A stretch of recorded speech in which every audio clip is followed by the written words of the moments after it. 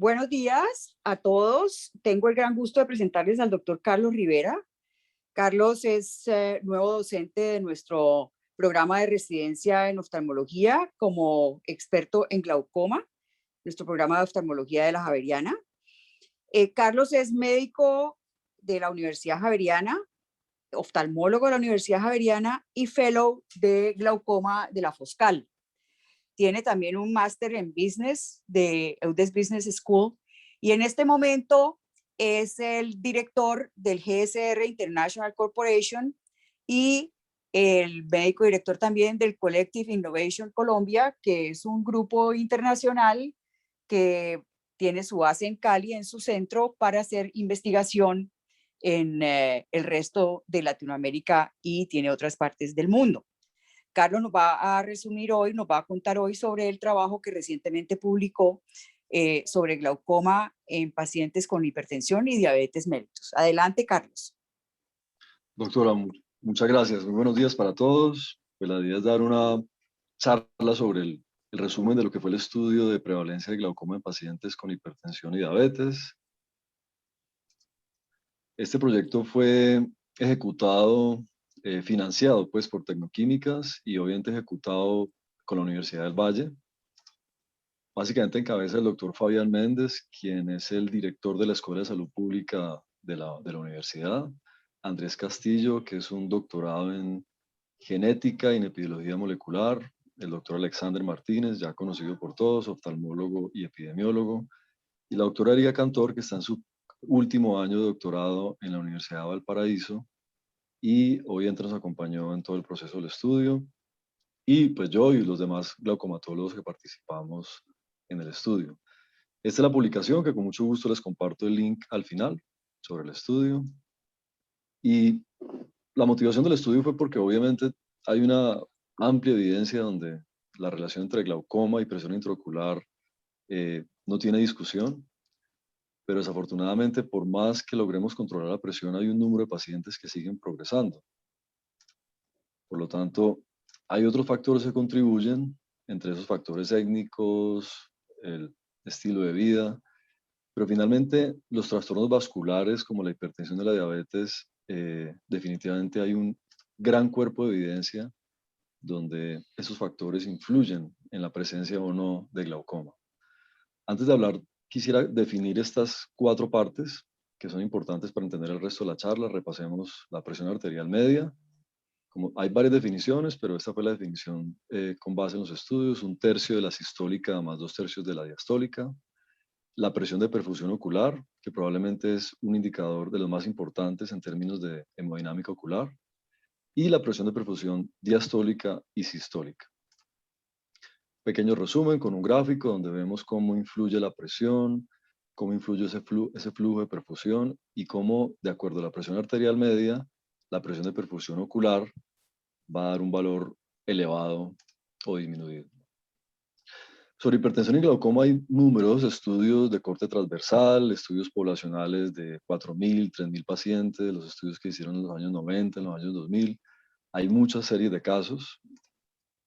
Igualmente en diabetes y glaucoma hay un gran cuerpo de evidencia donde efectivamente la presencia de diabetes y glaucoma mostró un riesgo relativo bastante importante. Entonces, básicamente, pues se hizo un diseño del estudio, se quiso que fuera un estudio multicéntrico, fueron 6 ciudades: Cali, Bogotá, Medellín, Bucaramanga, Buga, con el doctor Tulio Cabal, que yo creo que muchos de ustedes lo conocen, para que obviamente fuera una muestra representativa de Colombia. Quisiéramos que hubiera sido más, pero no fue fácil la logística. Para efectos del grupo, pues todos sabemos que corte transversal es un único corte, pero no quiere decir que todos se evalúen al mismo tiempo o en el mismo año, en el mismo mes. Si ustedes se dan cuenta, el estudio comenzó en el 2014 y fue un reclutamiento de muchos años, porque obviamente la logística de reclutamiento no es fácil en esos estudios poblacionales grandes. El objetivo principal, por supuesto, es determinar la prevalencia de glaucoma de ángulo abierto en pacientes con diagnóstico previo de hipertensión y diabetes, evaluar qué tipo de factores de riesgo influían en ellos y finalmente caracterizar la expresión de genes asociados con estrés oxidativo. Los criterios, mayores de 50 años, y aclaramos que es mayores de 50 años a diferencia de los demás estudios poblacionales, porque todos cuando revisamos esto vimos que entre los 40 y 50 años es muy baja la prevalencia de glaucoma, y en Colombia es muy baja la prevalencia de hipertensión y diabetes, por lo tanto era un recurso que no valía la pena invertir en ese grupo poblacional. Y para efectos de determinar que el componente vascular puro de la hipertensión y la diabetes fuera el que influía en la presencia o no de glaucoma, excluimos cualquier tipo de patología, por supuesto, degeneración macular, maculopatía, pero sobre todo retinopatías diabéticas proliferativas o no proliferativas severas que pudieran sesgar el diagnóstico final de glaucoma. Los criterios de glaucoma, afortunadamente, Foster y Quigley hicieron una revisión muy interesante, un consenso, donde hay una definición de sospecha de glaucoma, donde por supuesto hay un criterio estructural, generalmente un nervio óptico adelgazado, un anillo neuroretinal adelgazado en los polos, pero un criterio funcional donde el campo visual es normal. Pero por otro lado ya hay una definición clarísima de glaucoma primario de ángulo abierto, donde hay un criterio estructural, como ya lo mencioné, asociado a un criterio funcional donde hay un daño específico en el campo visual, en campos visuales por supuestos, confiables, repetitivos, donde el diagnóstico pueda ser muy claro. Las variables de estudio, la parte sociodemográfica, estilos de vida, comorbilidades, examen físico, obviamente todo el examen oftalmológico. A todos los pacientes se les hizo, por supuesto, colonoscopía, a todos se les hizo paquimetría. Y si el paciente a criterio del glaucomatólogo tenía sospecha de glaucoma, se le tomaban fotografías del nervio óptico. Y vale la pena aquí, pues, que estamos con todo el grupo de residentes. Muy importante la foto, siempre será una herramienta diagnóstica número 1. Hay fotos de muy buena calidad. Si ustedes ven aquí, por ejemplo, el defecto de capa de fibras con la foto libre rojo se ve muy bien. Y si se dan cuenta también, tiene una excavación pequeña. Este paciente probablemente se le puede pasar a muchos si solamente miran las características intradiscales. Pero lo que está por fuera del nervio es obviamente más importante aún. Campos visuales, si tenía sospecha, todo el análisis estadístico, donde obviamente se miró toda la parte descriptiva, todas las variables de asociación, los diferentes modelos que utilizan los epidemiólogos y estadísticos de regresión lineal simple, modelos logísticos. Obviamente es muy técnico pues para el día de hoy, no vale la pena mencionarlo, pero que por supuesto Fabián y Alexander y Erika estuvieron muy al tanto de eso. Es un pequeño resumen de cómo fue todo el estudio. Fueron 2.085 pacientes, donde finalmente 142 fueron confirmados por glaucoma, la gran mayoría de ellos con glaucoma primario de ángulo abierto, que fueron los incluidos en el estudio, para finalmente una prevalencia del 5.6% y pacientes con sospecha de glaucoma del 9.1%. Y por supuesto, todos sabemos que la prevalencia de glaucoma aumenta con la edad, y en este gráfico lo vamos a ver como de la década de 60 a 70, y cuando pasa 70 a 80 años, pues es prácticamente el doble de pacientes. ¿Aló? No, es una pregunta. No escucho. ¿Están preguntando algo o no? Bueno, voy a continuar. Era alguien que tenía el micrófono abierto. Perfecto. Entonces, por ejemplo, los estudios, hay dos estudios muy importantes hechos en latinos. Es el estudio del ALES, que es un estudio hecho en población mexicana chicana, que vive en una población al lado de Los Ángeles, y el proyecto VER, que es un proyecto hecho en Arizona, también en población latina, y la progresión obviamente es igual. A mayor edad, pues mayor prevalencia de la enfermedad.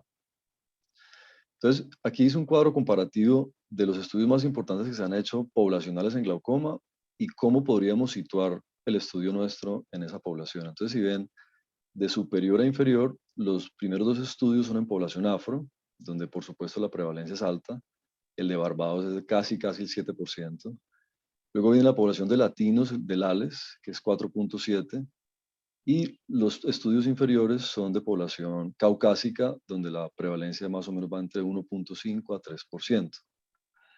El estudio nuestro fue de 5.6, pero por supuesto no es que aquí haya más glaucoma que en otros países, ni mucho menos, sino que se escogió específicamente 2 factores de riesgo muy puntuales y que están demostrados que tienen que ver con glaucoma, porque todos los estudios poblacionales, el único criterio de inclusión era ser mayor de 40 años.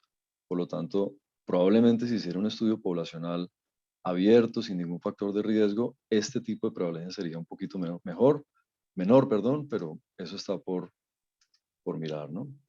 Aquí está todo el listado de las variables, donde voy a mencionar lo más importante, la edad, ya lo mencioné, una ligera prevalencia mayor hombres-mujeres, la presión arterial diastólica, por supuesto, los extremos mostraban mayor prevalencia en la enfermedad, la presencia de enfermedad autoinmune, la presencia de enfermedad tiroidea, mucho más prevalente, la presión intraocular, por supuesto, el espesor corneal más delgado.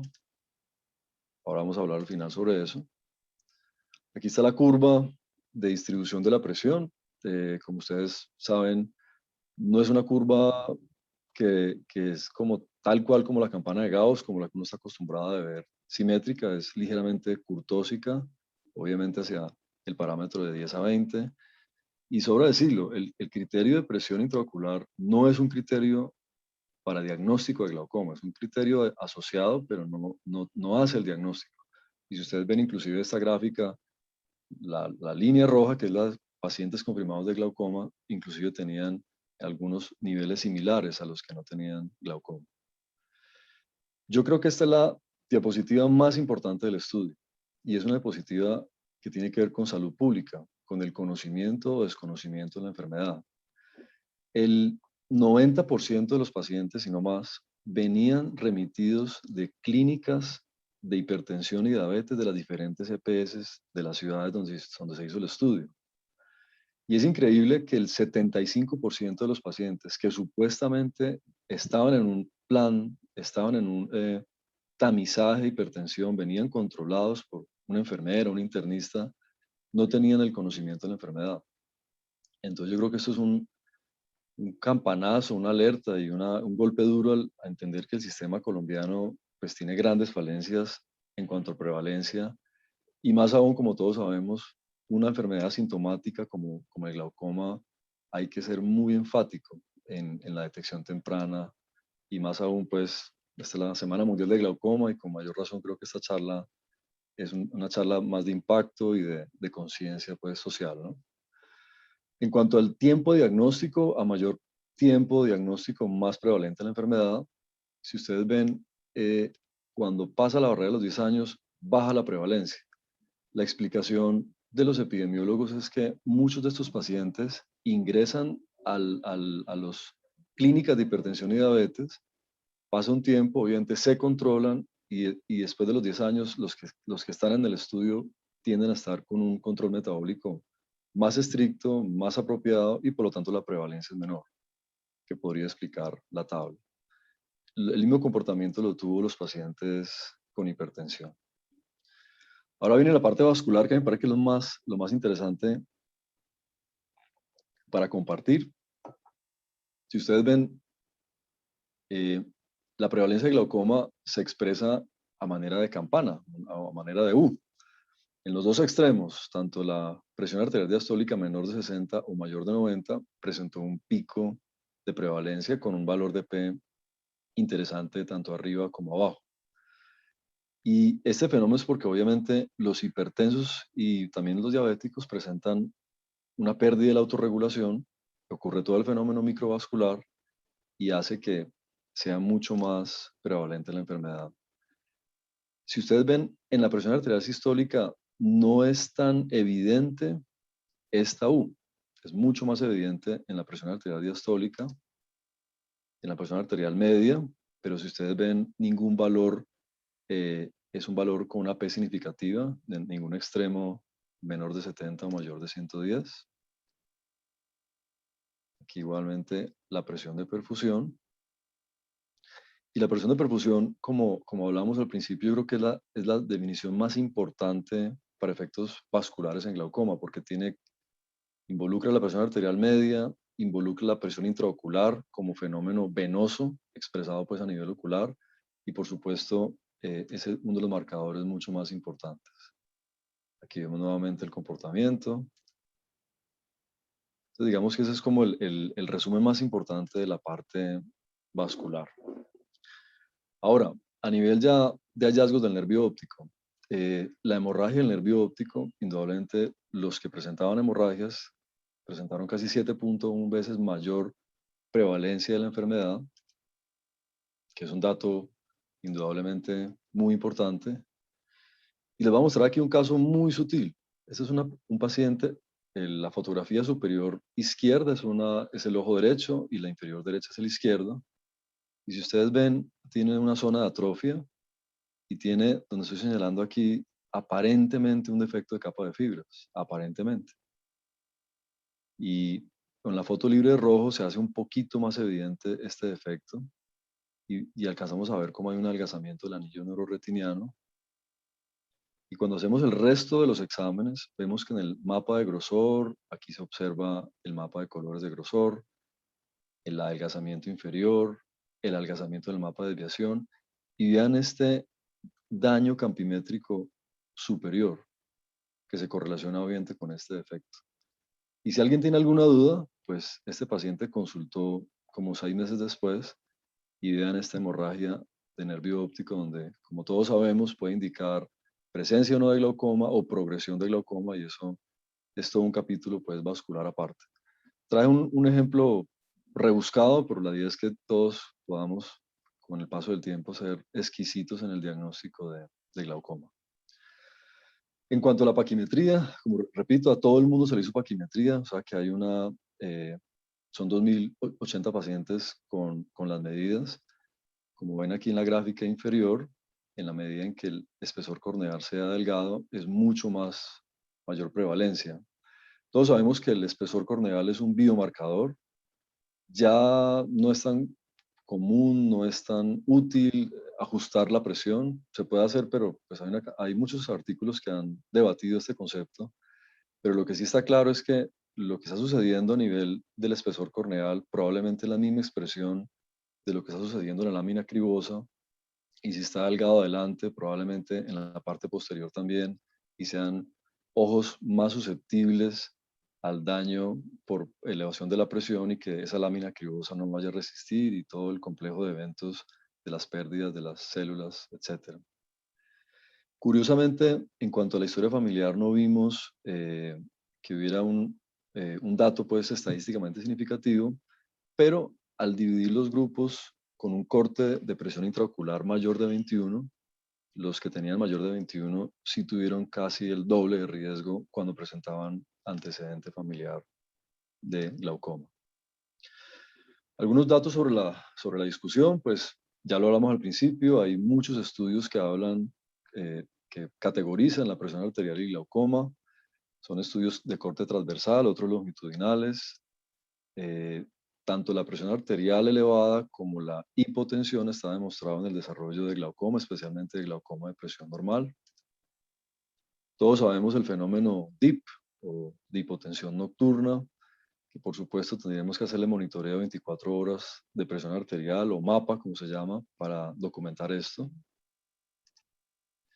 Y finalmente siempre va a haber una controversia, si es la hipertensión o la hipotensión o los extremos, como hablamos en las curvas en U, que son los que están llevando al desarrollo de glaucoma. Es un fenómeno vascular interesante que todavía hay muchísimas preguntas pues, por resolver, pero por lo menos este estudio confirma que en una población colombiana ese fenómeno vascular se presenta de la misma manera.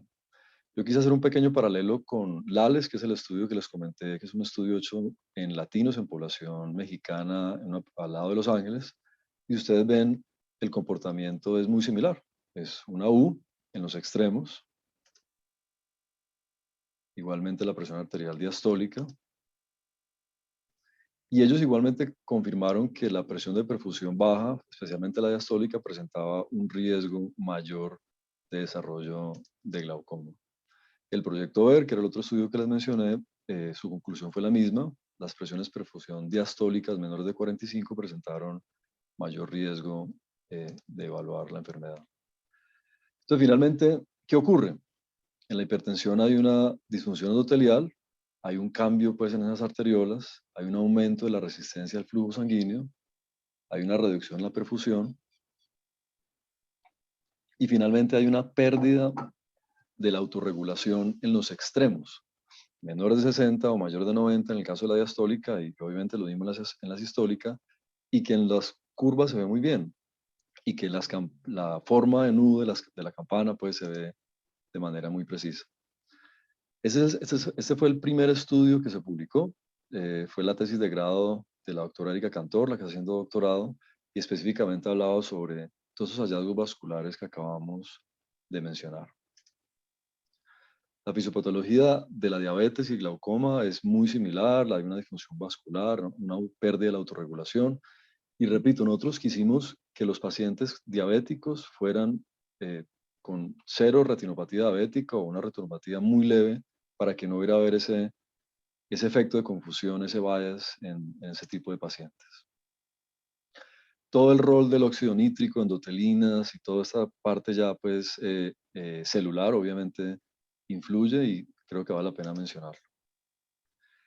Y esta es la última parte del estudio y a mí pues me parece muy interesante porque fue la parte ya de biología molecular del estudio. Todos sabemos que glaucoma y estrés oxidativo van de la mano. Desafortunadamente, la malla trabecular es la estructura del ojo más sensible junto con la fobia para cualquier tipo de daño de estrés oxidativo. Cuando el estrés oxidativo es permanente, esta malla sufre una cantidad de cambios en su matriz, en su citoesqueleto, y eso es lo que hace obviamente que impida el drenaje del humor acuoso. Y basados en eso se decidió hacer una muestra muy puntual. Si ustedes ven aquí, se tomaron solamente 15 pacientes. Y algo que yo no sabía, y es que en biología molecular y en genética, no es necesario estudiar 1000 o 2000 o 3000 pacientes para poder concluir algo. Pequeñas muestras, en este caso de 15 o de 20 pacientes, obviamente cuando se hace un panel de diferentes marcadores, tiene una estadística significativa muy importante y puede ser conclusivo y extrapolable, mejor dicho. Bueno, esto ya es una cosa muy técnica del doctor Andrés, donde se hizo todas las tomas de las muestras, el RNA, etcétera, etcétera. Escapa pues al contenido de la charla. Y lo que se hizo fue determinar cuáles son los biomarcadores que hay en este momento, cuáles son los que aparentemente científicamente estaba demostrado que tenían relación con glaucoma, y se hizo un panel. Hoy en día hay una cantidad de laboratorios que tienen paneles de 20 o 30 o 40 biomarcadores y con eso se puede determinar la influencia o no de estrés oxidativo. Si ustedes ven donde dice SOD, que es superóxido dismutasa 1, los pacientes control versus los pacientes con glaucoma estaba mucho más reducido en los pacientes con glaucoma con una estadística interesante. Y aquí está el gráfico donde demuestra lo mismo. Entonces, por lo tanto, para que el organismo logre contrarrestar ese estrés oxidativo es necesario un armamentario donde la superóxido dismutasa y las demás componentes biomoleculares trabajen a favor y para disminuir ese estrés oxidativo. Pero la conclusión de Andrés y del grupo pues, de genética es que es como si estuvieran dormidos, esa expresión de fuerza contraria, la expresión está muy baja y el organismo de alguna manera no es capaz de contrarrestar ese fenómeno de estrés oxidativo. Y lo interesante es que como hubo grupo control y grupo confirmatorio, pues hay una evidencia bastante interesante de que los pacientes con glaucoma e hipertensión tienen un fenómeno de estrés oxidativo aumentado y no tienen la capacidad de contrarrestar ese fenómeno de estrés oxidativo. Esta fue la publicación, la segunda publicación, que también fue la tesis de grado de Licelis Canizales, de bióloga de la Universidad de ICESI, donde se demostró esto. Pero entonces, ¿cuál es lo importante de esto? El glaucoma es asintomático, no hay conciencia. Muy poca gente sabe ni qué es glaucoma, ni acude de manera periódica o rutinaria a un examen. Y pues hagamos un pequeño paralelo con el COVID. Si hubiera una prueba rápida de COVID, no habría habido una necesidad de aislar a todo el mundo, porque la prueba en 5 minutos descarta, confirma una patología viral. Y en este caso, si se lograra determinar un biomarcador con un alto grado de sensibilidad y especificidad para glaucoma, yo creo que sería pues, un futuro muy, muy importante, especialmente en enfermedades sintomáticas como esta. Hay muchísimas aproximaciones, autoanticuerpos, niveles de glutatión, niveles de factor neurotrófico. Por supuesto, la superóxido dismutasa o la SOD es un marcador inespecífico para glaucoma, pero probablemente en los siguientes años se logre personalizar y se logre determinar para X paciente qué biomarcador podría estar elevado y cuál podría ser, digamos, contribuir al desarrollo del glaucoma. Y lo otro que yo creo es que el glaucoma no hay que verlo como una enfermedad ocular. Toda la charla ha hablado sobre el fenómeno vascular y glaucoma. Yo pienso que el glaucoma hay que verlo como una expresión ocular de un fenómeno sistémico. Llámese fenómeno vascular, llámese fenómeno de estrés oxidativo, y pues todos vemos en la práctica que tiene glaucoma y tiene una enfermedad autoinmune, lo demostró el estudio, tiene glaucoma y tiene una tiroiditis, tiene glaucoma y tiene hipertensión renovascular, etcétera. Por lo tanto, yo creo que es más como ver el glaucoma como una enfermedad, parte de una enfermedad sistémica, que simplemente tiene una expresión ocular. Finalmente, el glaucoma no es fácil de diagnosticar. Ustedes ven 5 fotos, la foto del centro es una fotografía de un paciente normal, las fotos superiores son fotografías con una excavación donde probablemente cualquier persona entrenada podría diagnosticar glaucoma. Ustedes ven arriba hay un defecto de capa de fibra, o sea, tiene todas las características de un glaucoma, pero en cambio las fotos inferiores son cambios muy sutiles. Y este ejercicio lo he hecho en varias charlas y créame que de 20 personas, 10, 12 o 15 no aciertan con el diagnóstico, sobre todo de la foto inferior izquierda, con esta de acá. Porque esos defectos sutiles de capas de fibras nerviosas se nos pasan a todos. Si no vemos la luz aneritra, si no tomamos la foto, si no vemos la foto libre de rojo, son diagnósticos que se pueden pasar. Y obviamente se trata de que como el glaucoma tiene ese espectro estructural tan variado, lo hace difícil el diagnóstico. Finalmente, pues como para el take home message, la prevalencia de glaucoma consideramos que es elevada en pacientes con hipertensión y diabetes, mucho mayor en hipertensión. El hallazgo de salud pública, que a mí me parece pues contundente, que el 75% de las personas no tenían conocimiento de la enfermedad, y especialmente en población supuestamente controlada en clínicas de hipertensión y diabetes. El aumento de glaucoma en grupos de edad, casi el doble entre una década y la otra. Ligeramente más riesgo en hombres. La asociación con enfermedad autoinmune. Y por ejemplo, aquí les digo un error nuestro en la estructura de la pregunta. Nosotros preguntamos simplemente si tiene o no enfermedad autoinmune. Y al final nos dimos cuenta que un hallazgo estadísticamente significativo, pero no preguntamos cuál era la enfermedad específica. Error garrafal. O por supuesto, pues uno al final se da cuenta de una cantidad de errores y situaciones metodológicas que suelen ocurrir. Y finalmente ya vimos presión arterial media, presión de perfusión ocular, presión de perfusión diastólica, grosor corneal. Todas son hallazgos que tienen que ver con glaucoma en los extremos y que definitivamente tienen una relación muy importante. Y el hallazgo biomolecular como baja expresión de la superóxido dismutasa. Finalmente yo quería como hablar un poquito del estudio. El estudio fue, yo comencé a hablar con 2 personas tecnoquímicas, con el director médico Oscar Parra en el 2008. Y hasta el 2011 se aprobó el presupuesto para el estudio. Y luego del 2012 al 2000, casi 15 o 16, logramos hacer el reclutamiento. Luego, en el 2016, perdón, 17-18, fue la escritura del estudio, que fue un ejercicio muy complejo. Y este artículo lo rechazaron en 9 revistas, con cosas muy curiosas. Por ejemplo, Ophthalmology el editor me dijo, muy interesante su artículo, pero no nos interesa la epidemiología en su país, pero pues mándelo para otro lado.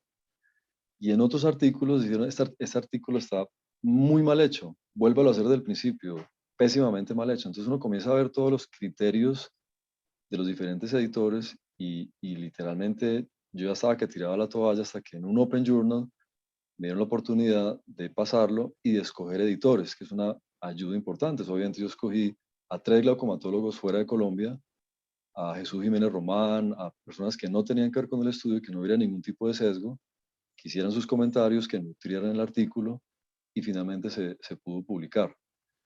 Entonces, mi comentario final es que esto es de largo aliento. Fueron casi 12 años, desde el comienzo hasta el final. Y pues todos ustedes, doctores, están en formación. Yo creo que el mensaje final es que esto es de persistencia. No es fácil, se puede hacer, en Colombia se puede hacer, pero sí requiere una gran dosis de persistencia para lograr por lo menos un estudio de estos poblacionales, pues de una dimensión media, digamos. Muchas gracias. No sé qué preguntas tengan. Bueno, muchas gracias, Carlos. Muy interesante tu experiencia, lo que nos cuentas al final, y muy interesantes los resultados para nuestra población. Yo creo que es un muy buen ejemplo para nuestros residentes de que es un buen trabajo y cómo se logra llegar a él. Eh, Doy oportunidad a los glaucomatólogos, a quienes tengan preguntas que hacerte. Muchas gracias. Sí, Carlos, yo tengo una pregunta. Después de felicitarte por un extraordinario trabajo y como dijiste, hacerle caer en cuenta a la gente que, pues aparte de inteligencia, de capacidad, de interés, se requiere de un esfuerzo, de una persistencia y de un aguante extraordinario para sacar adelante estos proyectos, ¿no? La gente suele creer que con tener ideas basta y que tener una buena idea es suficiente y mostraste muy bien pues que de la idea a una publicación hay un trabajo muy largo y mucha persistencia. Mil felicitaciones por eso y por mostrárnoslo, porque es un ejemplo excepcional para todos. Quedé un poco confundido con tu diapositiva donde hablas de que el 75%, no sé si nos podrías mostrar esa diapositiva porque yo no entendí esa parte muy bien. Me parece un dato muy importante que encontraste ahí, hiciste mucho énfasis de que el 75% de los pacientes que estaban en el programa de hipertensión no conocían, no sabían que tenían glaucoma. Pero si me puedes explicar, porque veo ahí 4, no sé qué quiere decir ese 4, y luego dice 75%. No, 24 conocían el diagnóstico, 4 ignoraban el diagnóstico. sí, ¿Cómo sale el 75% ahí o no he entendido la no, diapositiva? aquí esta diapositiva estaba en blanco, la cambié, yo creo que me faltó hay un número más, pero el mensaje es, esos pacientes, la gran mayoría venían de clínicas de hipertensión y diabetes, entonces todos se remitieron, se vieron, y el 75% de esos pacientes que tenían glaucoma, ellos no sabían, no tenían conocimiento de la enfermedad. Algunos ya sabían y cuando se les remitió ya sabían que lo tenían, estaban con su tratamiento, etcétera. Entonces, para mí es,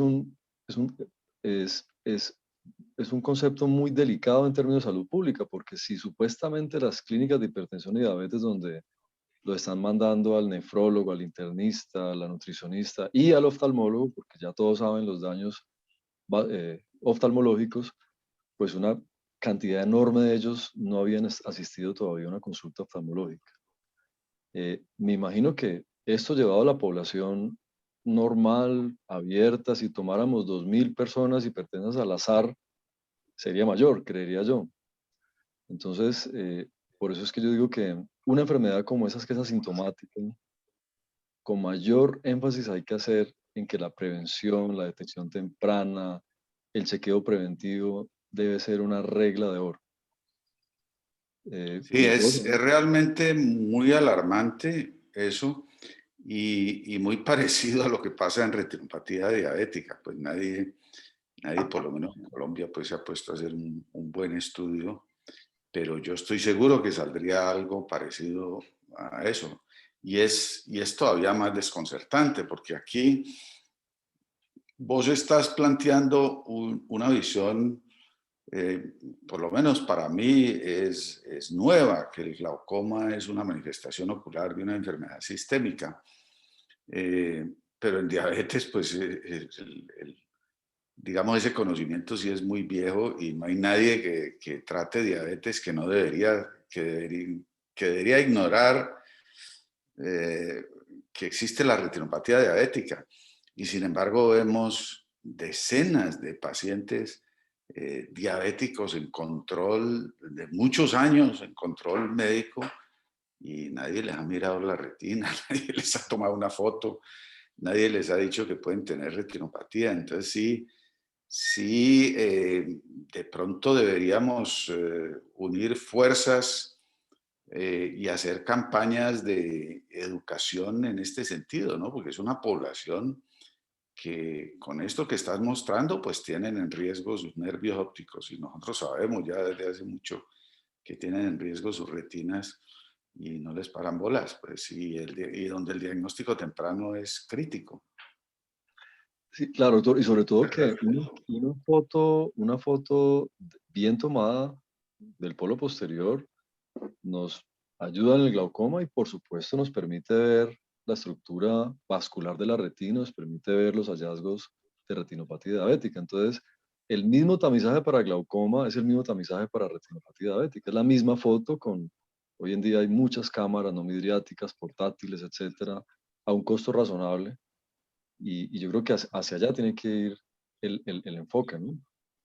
Sí, yo sugeriría para los que quieran, digamos, montar campañas de detección, que sean muy cuidadosos en no montar campañas de detección de glaucoma y punto, o de detección de retinopatía diabética, sino que aprovechen digamos, la inversión y el recurso de que van a tomar fotos, de pronto van a montar un centro de lectura, se va a gastar un poco de plata en detección, pues que cubran al menos estas dos enfermedades. Probablemente uno podría pensar en más. No Claro, sé si esto diluya el mensaje, pero suena como una consecuencia muy lógica de tu trabajo y me imagino que con tu grupo de investigación, pues ya de pronto estén pensando en algo por el estilo.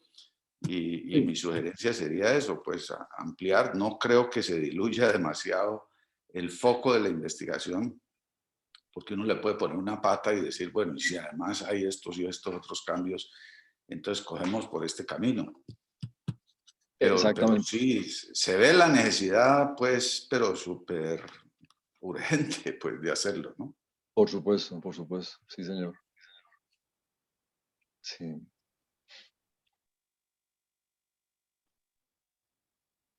No, muchas gracias por Hola los comentarios, Carlos. doctor Castro. Carlos, Sí, señor, contame, Poncho. Sí. primero pues felicitarte por tu perseverancia, por ese trabajo tan excelente, porque este es un trabajo excelente que Carlos ha hecho, como lo está corroborando Alberto, y como él mismo lo ha manifestado, que es difícil en el tiempo. Inicialmente yo traté de vincularme al trabajo, pero finalmente no, por la demora y por las primeras rechazos que presentaron, ahí me quedé. Mm, de tal manera, Carlos, te felicito por el trabajo, te felicito por la presentación, porque fuiste absolutamente claro en todos los aspectos Y pues una vez más, como lo menciona Alberto, se trata de una enfermedad multisistémica, no es una enfermedad aislada y cada vez estamos hablando, insistiendo más en las hemorragias, en el estrés oxidativo, en la hipoperfusión del nervio óptico y como tal, por allá probablemente el tratamiento va a cambiar en algunos aspectos en el futuro. Con respecto a lo que dice Alberto, sí, la inquietud está planteada, como él bien lo sabe, estuvimos inquietos en iniciar un programa de detección conjunto para patología de polo posterior, porque es que con una foto no solamente, como lo dicen, se puede detectar glaucoma, retinopatía diabética, retinopatía hipertensiva, degeneración macular senil. Con una foto una sola fotico pueden hacerse todas esas cosas y en eso hemos planteado algunos proyectos ahí, un proyecto ahí en la clínica con la gerencia recientemente. De tal manera que, Carlos, de veras que sí, quiero felicitarte. Es una vez más la oportunidad para plantear que el glaucoma hay que enfocarlo como un médico internista, no Sí. como un oftalmólogo aislado. Sí, así es. Muchas gracias, Carlos. Muchas gracias, Poncho, por los comentarios. Sí, en el programa de residencia, el doctor José Miguel Bustamante y el doctor Franklin Meneses están planteando un trabajo para hacer en Buenaventura para detección de glaucoma en la población afrodescendiente. Y yo creo que este es un punto muy importante a tener en cuenta en el planteamiento del estudio, porque hasta donde tengo entendido no se había ampliado a ver hipertensión, diabetes, sino simplemente la parte de glaucoma y pensar en tomar las fotos del nervio óptico o evaluar la excavación. Entonces, yo pienso que ahí podemos ir ampliando el espectro y con tu ayuda podremos plantear un estudio un poquito más digamos, que llegue a profundizar más en ciertos puntos, ¿no? Claro, claro, por supuesto. Sí, la misma foto es y ayuda a las 4 enfermedades más comunes y prevalentes en oftalmología. La misma foto, como decía Poncho ahorita, es muy importante.